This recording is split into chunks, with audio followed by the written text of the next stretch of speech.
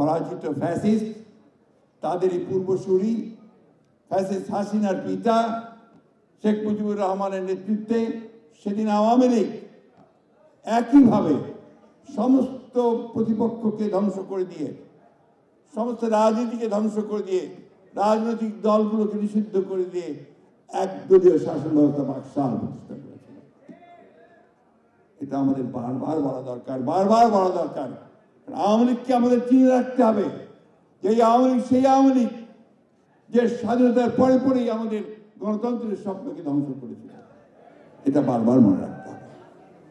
বন্ধুগণ, সেদিনকার সেই কথাগুলো মনে হলে আজকের বিজয়ের যে আনন্দ, সেই আনন্দ সত্যি ম্লান হয়ে আসে।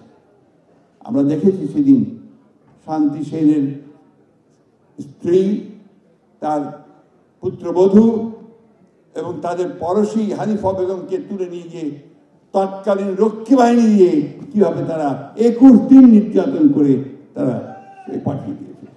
এই 31 দফার পরে আর কোনো সংস্কার বাকি থাকে না, সব দিক নেওয়া হয়েছে। নির্বাচন কমিশন, আমরা বলেছি যে আপনার নির্বাচন কমিশনে সেই বিষয়গুলি আসা উচিত নির্বাচন কমিশন সংস্কার হিসেবে, যে যেন পার্মানেন্ট একটা পথ, একটা চিরস্থায়ী পথ পাওয়া যায়, যেখানে আমরা ধীরে কোনো গোলযোগ ছাড়াই আমরা নির্বাচন অনুষ্ঠিত করতে পারবো।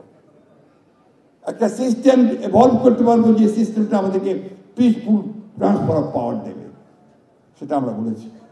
আমরা বলেছি পার্লামেন্টে কে দ্বিকক্ষ বিশিষ্ট করার জন্য, এককেন্দ্রিক না করার জন্য।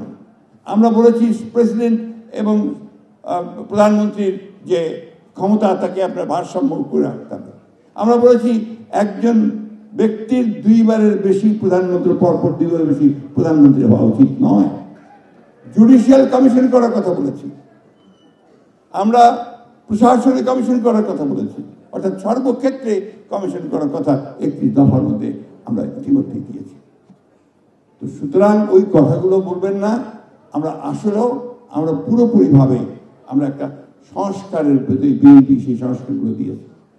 আসুন আমরা আমাদের ভারপ্রাপ্ত চেয়ারম্যান তারেক রহমান সাহেবের সেই যুগান্তকারী যে 31 দফা, সেই 31 দফা কর্মসূচিকে আমরা সামনে এগিয়ে নিয়ে যাই।